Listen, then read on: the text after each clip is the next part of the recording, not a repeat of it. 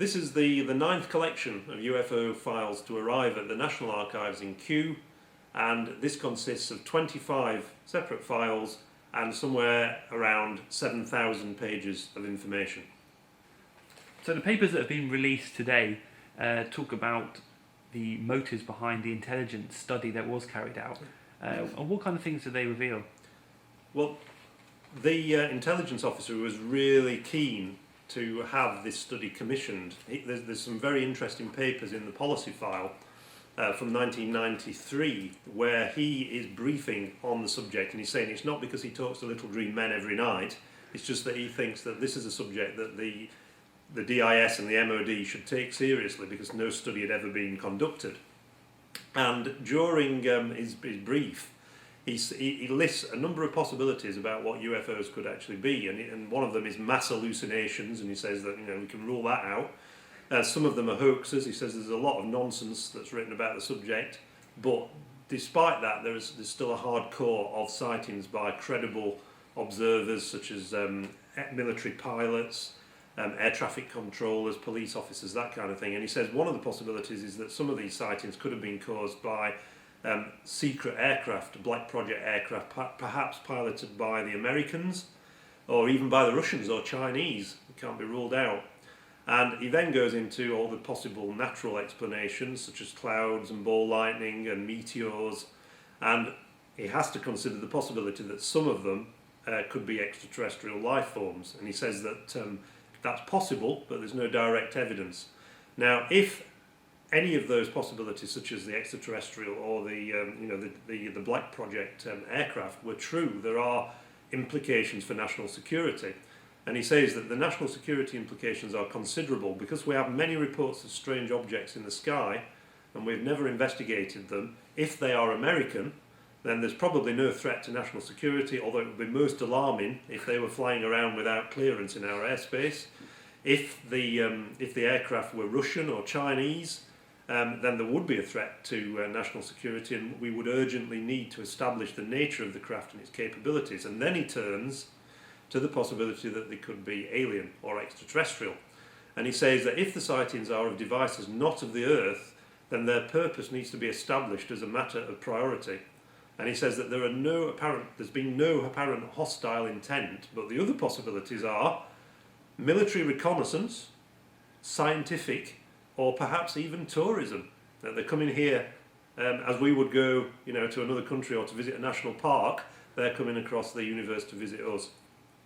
And he then adds another interesting little thing, which turns up in the final report that was produced. He says that if these reports are taken at face value, then devices exist that do not use conventional reaction propulsion systems, and they have a very wide range of speeds and are stealthy. And he suggests that we could use this technology if it exists. I.e., if we could capture one of these things, it could probably be used as some kind of battlefield weapon or new technology. And as with previous releases, there are also several sightings reports in this collection of files. Can you tell us a bit about some of those? One of the collections of papers in these files is about a series of sightings that took place in West Wales, in Pembrokeshire, in 1977 and 1978. And this was the subject of some particularly lurid tabloid headlines. At the time, the Bermuda Triangle was very popular. There's lots of TV documentaries about that. And this area of Wales became known as the Welsh Triangle, because there'd been so many mysterious sightings in that area. And there'd also been reports from various people of people seeing silver-suited humanoids that were believed to have been the UFO pilots that have been seen wandering around in the countryside late at night. And the reason this turns up in the files is because one of the people who made one of these reports contacted her local MP, who was Nicholas Edwards. And she was a lady who ran a hotel on the Welsh coast. And one day in 1977, quite late at night, she'd been woken up by an object that she'd seen in the sky, and this had descended into a field, and she described it as like the moon falling down from the sky. And it landed in a field at the back of her property. And as she watched, she said she saw two very tall, faceless humanoids who emerged from this object, about the size of a minibus, and appeared to sort of wander around in the field taking measurements. And she was absolutely petrified by this experience, and so much so that she thought, the MOD should be looking into this, particularly because in the field there was what later emerged to be a Royal Observer Corps shelter, a bomb shelter of some kind. So obviously something was going on there. So this was reported to the MP. He passed it to the Ministry of Defence in Whitehall, and this was a very unusual thing for them to do. They asked an RAF officer from nearby RAF Brodie Air Base to go and have an interview with the lady who'd reported this sighting. So he went down there, he examined the area where this thing had landed, and he couldn't find any obvious explanation for this. So he briefed the Ministry of Defence on what he'd discovered. And the person who was the head of the UFO desk at the time, he was so concerned about this that he had a private word with the Provost and Security Service, which is the RAF police, and he asked them to make some inquiries locally. And it turned out that they suspected, as a result of this investigation, that someone had been involved in a practical joke, and that they'd borrowed a firefighting suit that had been on display in a local shop, and that they put this thing on, and it was sort of white with a big black visor over the face, and this person had been walking around in this suit late at night, and maybe this had been what had caused some of these weird sightings. But even so, they still couldn't explain them. This was one possible explanation. They weren't saying that we can forget about the Welsh Triangle, but there was some very clear suggestions that someone had perhaps been pulling somebody's leg. And were there other sightings from around the country? Was there one in Brighton? Yeah, around 2005, 2006, people began to release Chinese lanterns on a regular basis, and I believe they became popular at the Glastonbury Pop Festival from the summer of 2003.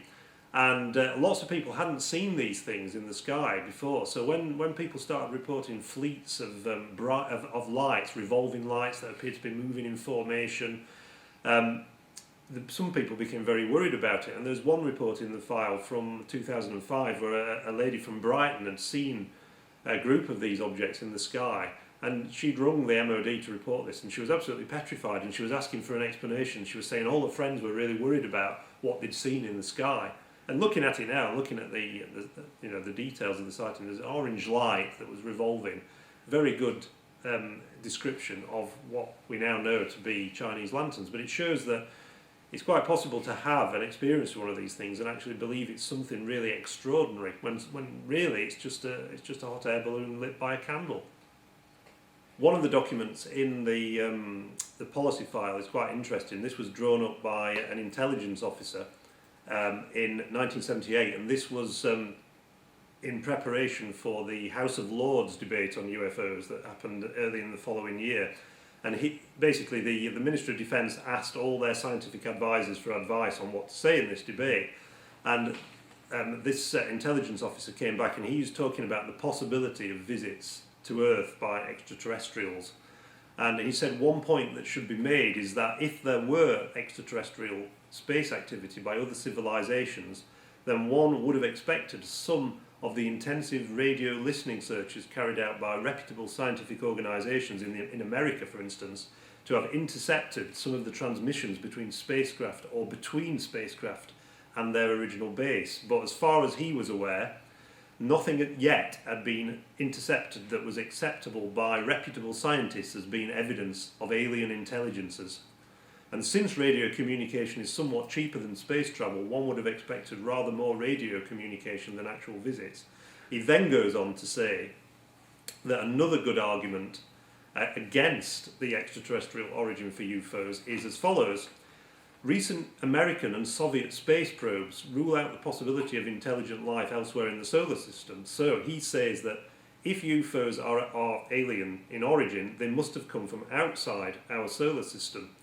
Now, if one makes a reasonable assumption about the number of stars in the universe and the proportion of those which have inhabitable planets, and then further draws up a list of all the interesting places in the universe that an intelligent community might wish to visit, one is driven to the conclusion that a visit to an insignificant planet, such as the Earth, of an uninteresting star, the Sun, would probably not occur more than once in 1,000 years or so, even if one assumes that every intelligent community made, say, 10 launches a year. And he basically says that therefore claims of thousands of visits in the last decade by alien spacecraft to planet Earth is just too large a number to be credible. All the files that I've been talking about are now available on the National Archives UFO website, which is www.nationalarchives.gov.uk/UFOs.